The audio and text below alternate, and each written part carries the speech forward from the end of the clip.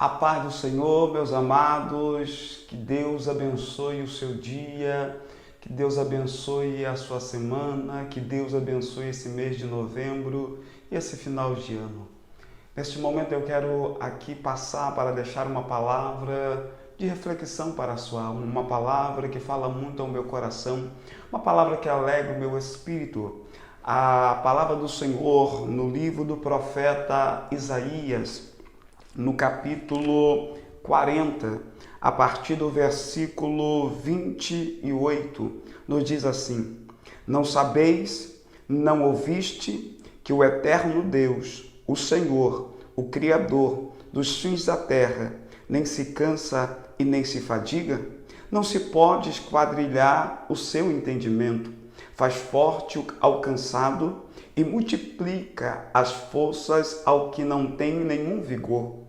Os jovens se cansam e se fadigam, e os moços de exaustão caem, mas os que esperam no Senhor renovarão as suas forças.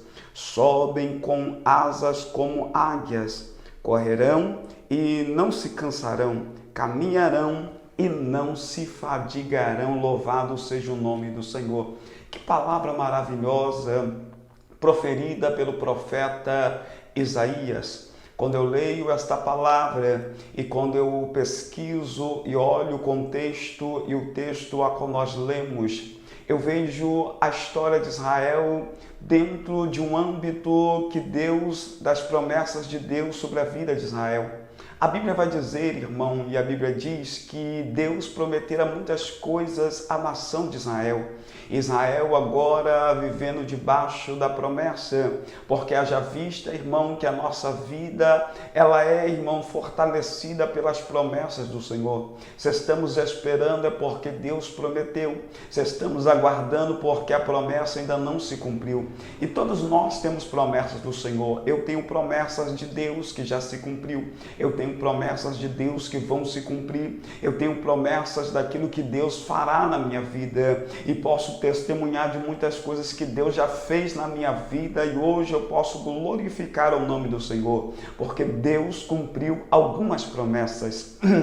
Eu lembro que quando eu me converti, Deus prometera que eu seria pastor e hoje, graças a Deus, alcançamos esse patamar, essa oportunidade. Então Deus é fiel dentro das suas promessas. Só que em meio às promessas, irmão, como foi com Israel, é também na nossa vida. Temos promessas, sim. Deus nos fez promessas, sim. Mas o negócio não é ter promessa. O negócio não é Deus fazer promessa. O que muitas das vezes fadiga a nossa alma é esperar o tempo do cumprimento da promessa, é esperar o dia de Deus realizar, o tempo da oportunidade. Tem promessas na nossa vida, irmão, que se vai cumprir no outro dia. Tem promessas na nossa vida que vai se cumprir daqui a 10 anos. Tem promessas na nossa vida, irmão, que só vai se cumprir daqui a 20 anos. Mas vai se cumprir, mas tudo no tempo de Deus. Israel tinha promessas de Deus de restauração. Israel tinha promessa de ser um povo restaurado por Deus, de estar vivendo uma vida no seu auge espiritual, no seu auge social, no seu auge, irmão, político. Porém, ao ponto que Israel foi esperando, foi aguardando e não vendo o cumprimento das promessas, creio eu que Israel começou, irmão, a esmorecer, creio eu que Israel começou a cansar, a se fadigar, irmão, a se cansar, a não ter mais paciência, a não ter mais, irmão, desejo de esperar, porque não via se cumprir. Eu creio que Deus levanta o profeta Isaías para alegrar o coração da nação de Israel, porque todos os momentos da nossa vida que nós pensamos em desistir, que nós pensamos em parar, que nós pensamos, irmão, que não vai mais dar certo, de deixar de lado aquela promessa, Deus sempre levanta alguém para acender a promessa no nosso coração. Deus sempre levanta alguém para nos lembrar que Ele vai cumprir, que Ele falou, e se Ele falou, vai acontecer, até porque a Bíblia, irmão, ela não é mentirosa, ela é verdadeira. E no capítulo 23 do livro de Números, Deus usando a boca do próprio Balaão que fora profetizar contra a nação de Israel, ele vai dizer: Deus não é homem para que minta, e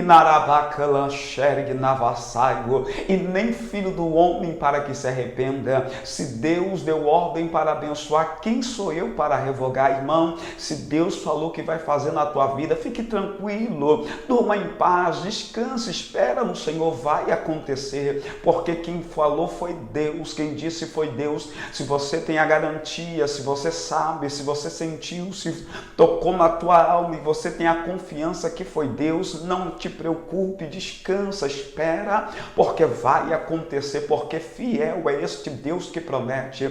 Então Israel estava se cansando, se fadigando, e Deus vê, aí Deus levanta o profeta Isaías a trazer esta revelação profunda à nação de Israel, dizendo que Deus não se cansa. Nós nos cansamos de esperar, nós nos cansamos de aguardar, mas Deus não se cansa. Deus, ele é incansável. Deus, ele não fadiga, nós fadigamos. Ele vai dizer: ainda que os jovens caiam de exaustão, os moços caiam, todavia os que esperam no Senhor renovarão as suas forças. Irmão, e esperar em Deus, Deus renova nossas forças. Quando nós não desistimos, vamos avante, aguardando, acreditando que Deus prometeu e vai se cumprir. Deus dia após dia vai renovando as nossas forças com as promessas, com as palavras de vitória, com o levante de ânimo na nossa vida. A Bíblia vai dizer que o profeta diz: os que esperam no Senhor renovarão as suas forças.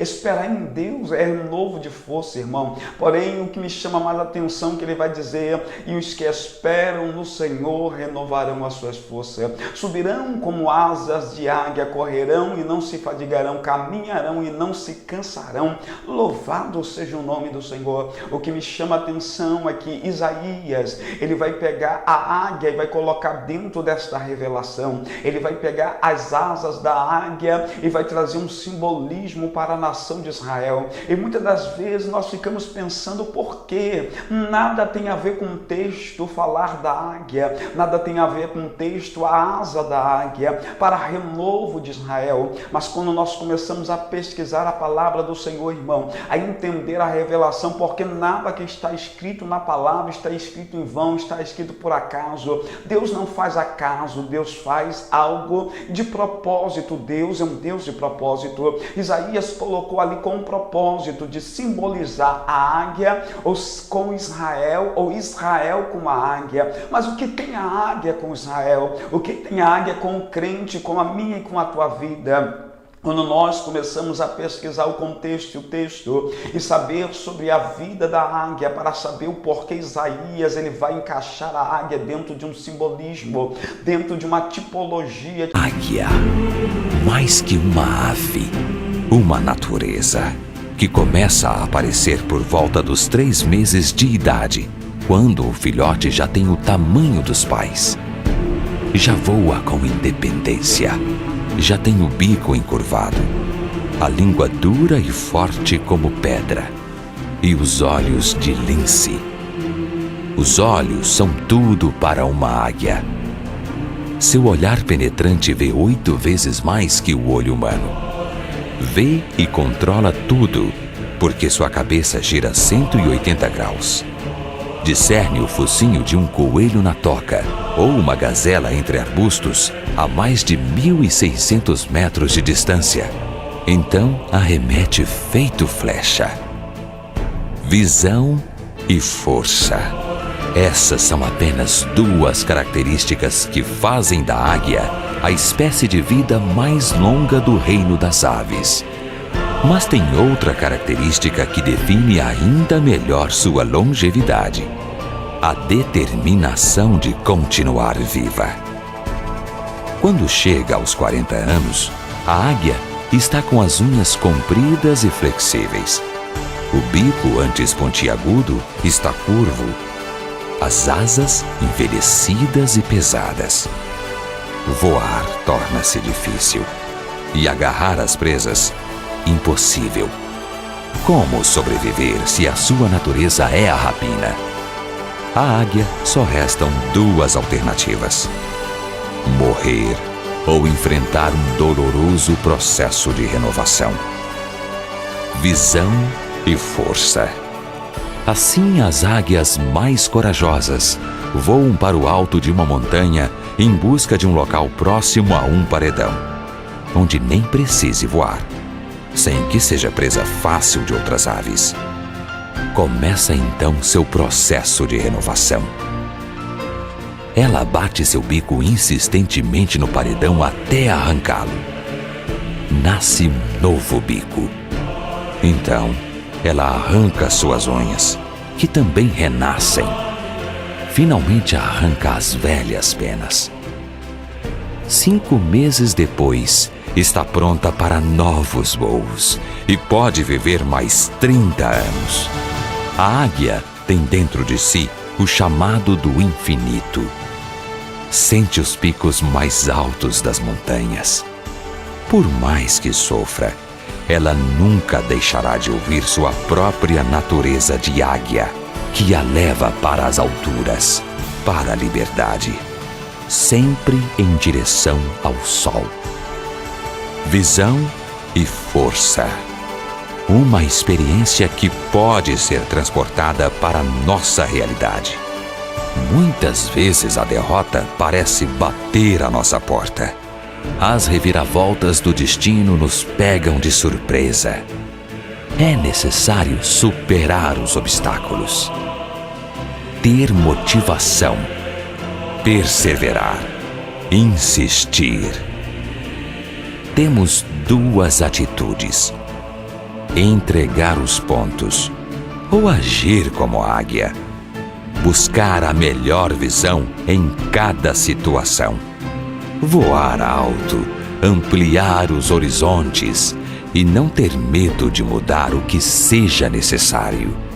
Porque acreditar pode ser o início de um novo voo, o voo da vitória.